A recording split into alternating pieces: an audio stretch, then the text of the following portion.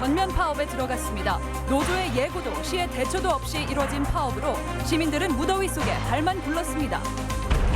내년 총선 민주당의 당내 경선 대진 윤곽이 드러나고 있습니다. 관리당원을 모집한 입지자가 22명으로 치열한 경쟁을 예고했습니다. 무주 태권도원 조성 6년 만에 상징 건물인 태권전의 상냥식이 열렸습니다. 때늦은 건립에 민자 유치는 여전히 터덕이고 있습니다. 안녕하십니까. 전주 MBC 뉴스데스크입니다. 석 달 전 임금 체불에 힘겨워하던 김제 버스기사들의 이야기 전해드렸는데요. 이번에는 버스기사들이 갑자기 버스 운행을 중단하고 나섰습니다. 김제 시민들은 영문도 모른 채 하루 종일 정류장에서 발만 굴러야 했는데 당분간 정상화가 쉽지 않을 전망입니다. 조수영 기자입니다. 오늘 오전 김제의 한 시내버스 정류장 모습입니다.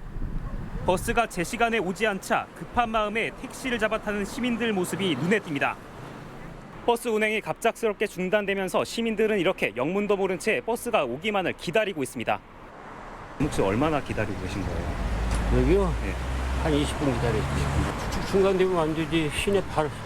시민들 발을 묶어버리는 게 안 되지 뭐. 시내버스 기사들이 예고도 없이 버스 운행을 중단한 데다 김제시 역시 이런 사실을 전혀 몰라 불편을 더 키웠습니다. 운행 안 하면 우리 시민들은 어떻게? 무슨 대책을 세우지? 한창 시민들을 실어 날랐어야 할 버스 40여 대는 차고지에 그대로 멈춰서 있습니다. 김제의 유일한 시내버스 회사인 안전여객 버스기사 60여 명이 지난 10일부터 임금이 나오지 않자 모든 노선의 운행을 거부한 겁니다. 우리 일당 이런 것도 10원도 안 주는데 우리가 그동안에 밀린 체불도 많아갖고 찾고 있는데 이걸 더 참아야냐. 다음 달도 지금 월급 다운나는 것이. 안전여객의 임금 체불은 하루 이틀 문제가 아닙니다.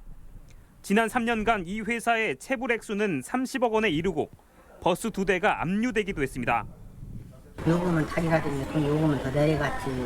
그러니까 경영 악화가 되는 것이죠. 기름값은 올라가지. 차가 다 오가 되니까 자꾸 차는 더 붙이니까 부속대는 많이 들어가지.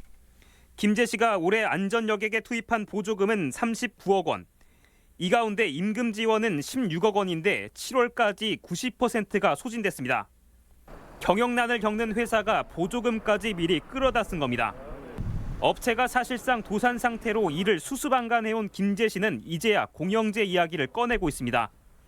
인건비는 계속 상승하고 수입은 줄고 비용은 늘고 이제 그렇기 때문에 결국은 이제 공영제 부분을 기사들은 임금을 받지 못하면 운행을 재개할 의사가 없다고 밝혀 파업은 장기화 수순을 밟고 있지만 회사나 김제시 역시 뚜렷한 해결책을 내놓지 못하고 있습니다. MBC 뉴스 조수영입니다. 국도를 이용해 출퇴근하시는 분들은 요즘 막히는 구간이 꽤 많다는 생각 드실 겁니다. 장마철 잦은 비로 생긴 포트홀을 보수하는 구간이 크게 늘었기 때문인데요. 공사 상황을 알 리 없는 운전자들만 답답한 상황입니다. 임홍진 기자입니다. 완주 상관에서 전주 도도 사거리 구간의 국도 1호선의 자동차 전용도로. 오전 시간인데도 차들이 가다 서다를 반복하고 있고 정체가 언제 풀릴지 몰라 운전자들이 전전긍긍하고 있습니다.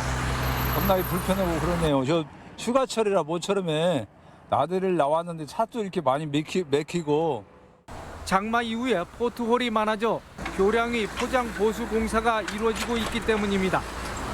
운전자들은 미리 교통정보를 알았더라면 이곳 진입을 피해 다른 도로를 이용했을 것이라며 아쉬움을 나타냅니다. 미리 앞에다가 그거 공사 중이었고 하니까 우회하라고 뭐 표지판을 하던가 그런 걸 해주면 좋죠. 이처럼 자동차 전용 도로는 안전 운행을 위해 국토관리사무소가 수시로 공사를 시행합니다. 사무소 측은 공사 정보와 안내를 위해 도로변 전광판을 비롯해 언론사, SNS 등을 이용해 상황을 전파하고 있습니다. 하지만 운전자들은 이 같은 사실을 쉽게 인지하지도 접하지도 못하는 게 사실입니다.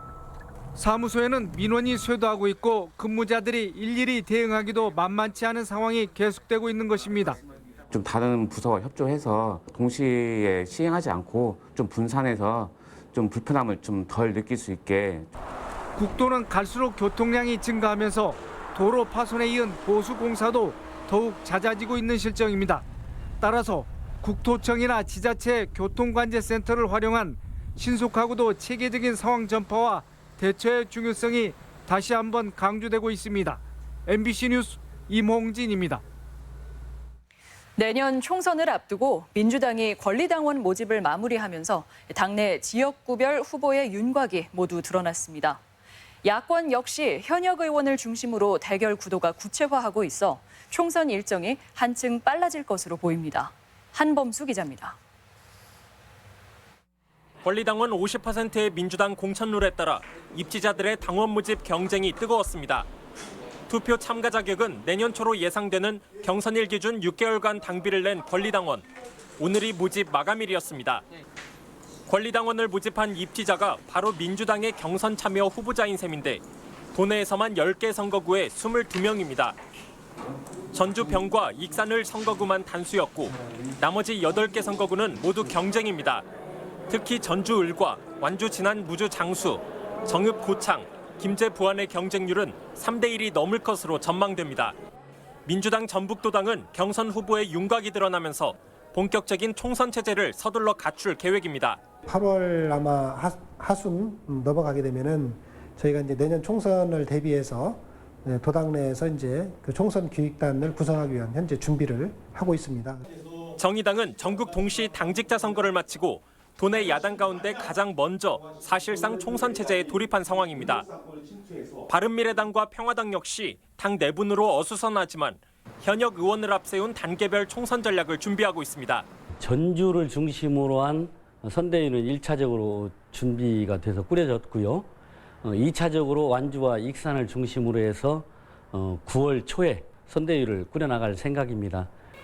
제3지대 신당 창당과 선거제 개혁의 변수는 남아있지만 여당 대 야권 후보의 다당제 경쟁이라는 내년도 도내 총선 구도가 점차 구체화되고 있습니다. MBC 뉴스 한범수입니다. 농촌의 미래를 걸고 새로운 삶을 시작하는 귀농인들이 크게 증가하고 있습니다. 고학력 청년 인재들의 귀농이 많아지면서 마을 개발과 지도자 활동에도 적극적인데요. 농촌의 새 활력소가 되고 있습니다. 유룡 기자입니다.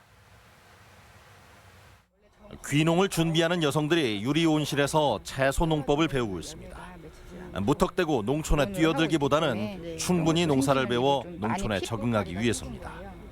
완주 이서에서 농장을 운영하는 윤지성 씨는 근처 한국농수산대를 뒤늦게 다니며 농사 실무뿐 아니라 이론도 탄탄하게 준비했습니다.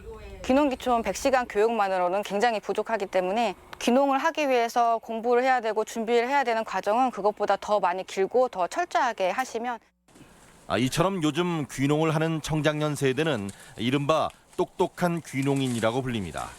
대부분 높은 학력 수준에 도시생활 경험과 전문 지식까지 갖추고 있어 마을 개발은 물론 각종 마을 공동체의 중추적인 역할을 담당하고 있습니다.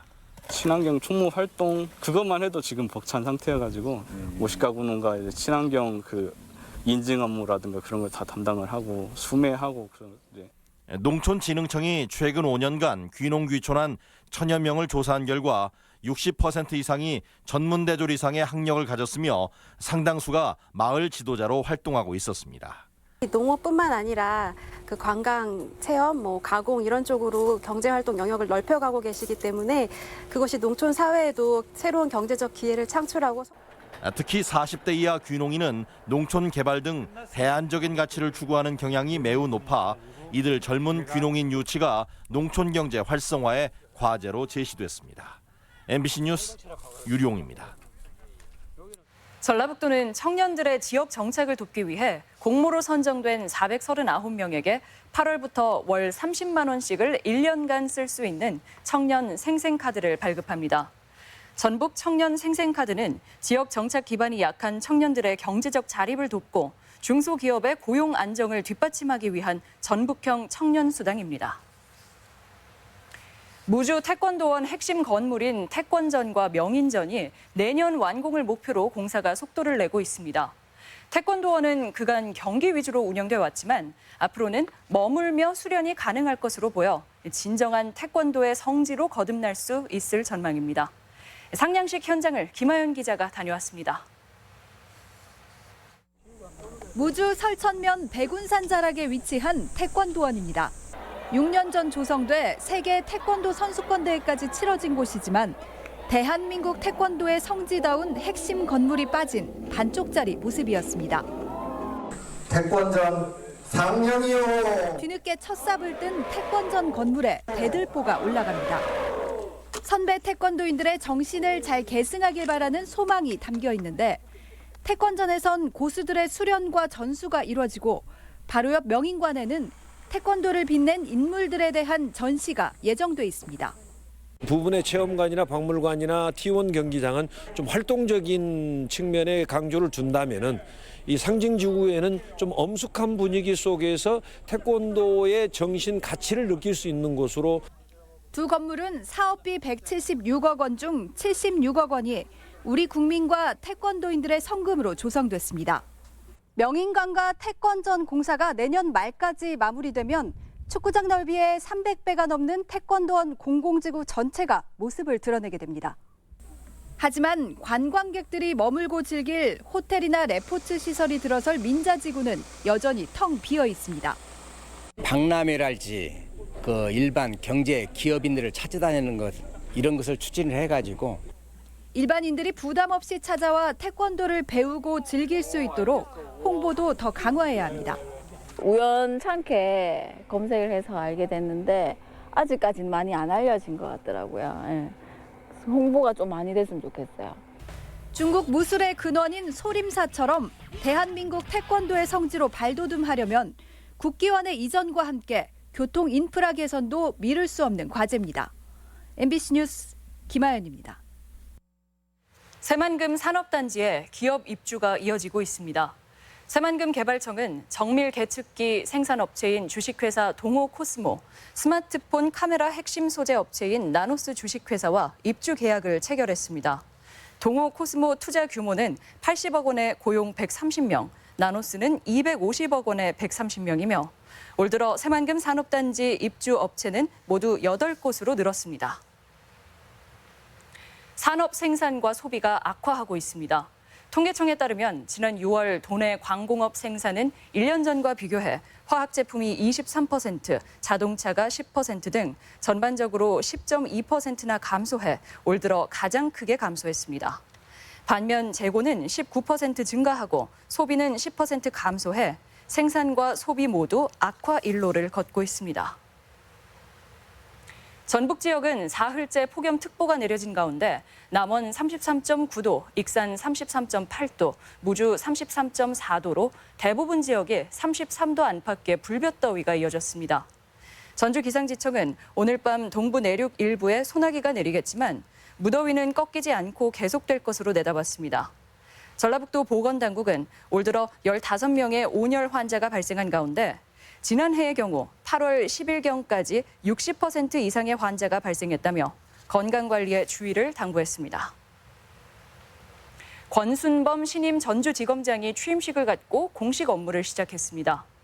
권 지검장은 취임사에서 지역 발전을 가로막는 고질적 병폐는 없는지 고민하겠다며 직원들에게 강자에게는 엄격하고 약자에게는 자비로운 검찰을 주문했습니다.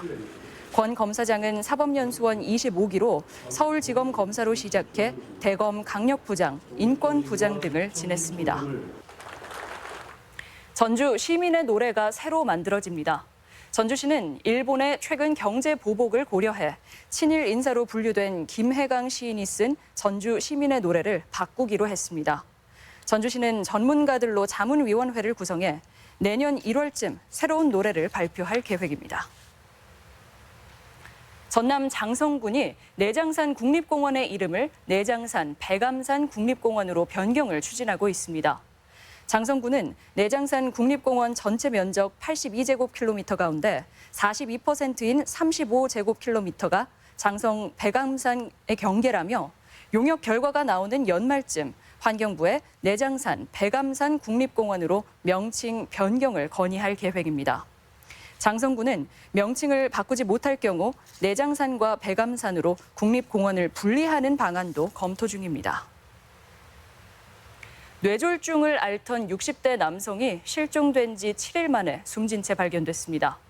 완주경찰서는 오늘 오전 10시쯤 전주 평화동의 한 야산 중턱에서 62살 김모 씨가 숨진 채 발견됐다고 밝혔습니다. 경찰은 김 씨가 평소 자주 찾던 산을 오르다 지병으로 숨진 것으로 보고 유가족 등을 상대로 정확한 경위를 조사하고 있습니다. 국립종자원 전북지원은 8월 말까지 농업기술센터와 읍면동 주민센터에서 올해 생산된 보리류 종자의 보급 신청을 받는다고 밝혔습니다. 전북권 뉴스였습니다.